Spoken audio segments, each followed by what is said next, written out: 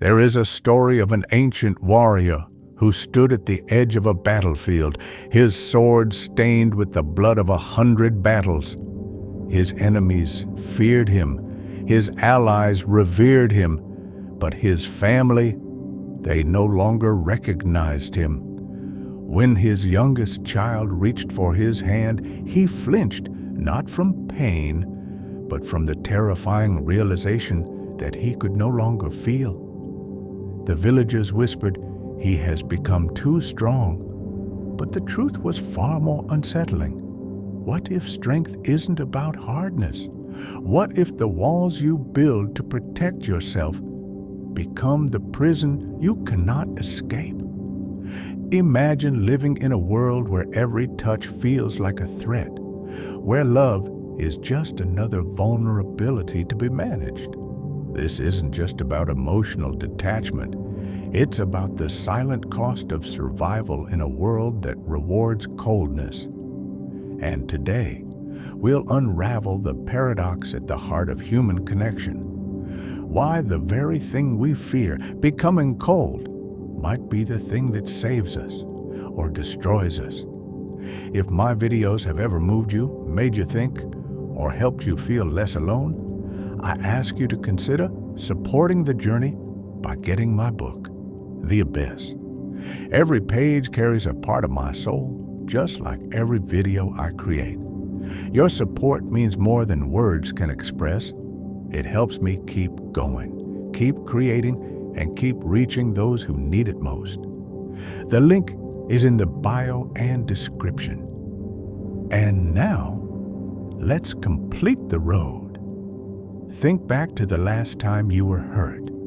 Not the physical pain, but the kind that lingers in the quiet hours of the night. The betrayal, the rejection, the moment you realize someone you love could wound you without a second thought. What did you do? Did you weep? Did you rage? Or did you feel something far more dangerous? Nothing at all. There's a reason we speak of hearts turning to ice. Ice doesn't bleed, but it also doesn't beat. And that's the question we must confront. When did you start believing that numbness was strength? The philosopher Nietzsche once wrote, "Whoever fights monsters should see to it that he does not become a monster." But what happens when the monster isn't some external force? When it's the world itself, when it's the people who claim to love you. We are taught to cherish tenderness, to prize vulnerability, but life has a way of punishing those who stay too soft. A child learns quickly that tears don't always bring comfort. Sometimes they invite cruelty. A lover discovers that trust can be weaponized. A parent realizes that even their own blood can become a stranger. And so we adapt, we withdraw, we cut away pieces of ourselves in the name of self-preservation.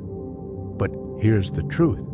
No one tells you, the colder you become, the less alive you are.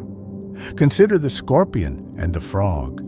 The scorpion stings not out of malice, but because it cannot help itself. Its nature demands it. And yet, humans are not creatures of pure instinct. We have a choice. But what if that choice is an illusion? What if every time you've been hurt, a part of you has been conditioned to believe that love and pain are inseparable? That to open yourself is to invite destruction? This is the lie we must dismantle. Because the opposite of love isn't hate, it's indifference. And indifference is a slow death. So let me ask you this. Who have you become in the name of protecting yourself? Are you the warrior who sheathed his heart so deeply he forgot where he left it? Are you the lover who traded passion for control because it felt safer than surrender? Or are you the child who still waits silently for someone to prove that warmth exists? This isn't about blaming yourself. It's about recognizing the moment you crossed the line between self-defense and self-betrayal. Now, let's go deeper. The ancient Stoics preached apatheia, the absence of destructive emotions, but they never advocated for emptiness.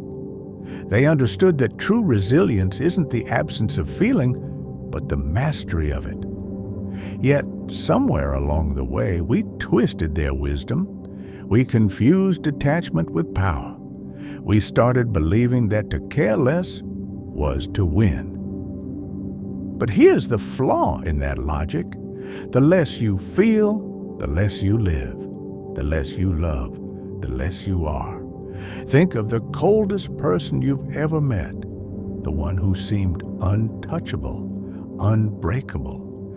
Now ask yourself, did you envy them or did you pity them? There's a hollowness in their laughter, a calculated distance in their touch. They may have escaped pain, but at what cost? And this is where we arrive at the heart of our exploration. Becoming cold isn't the solution, it's the surrender. It's the admission that the world has hurt you too deeply to risk feeling again. But what if there's another way? Another way?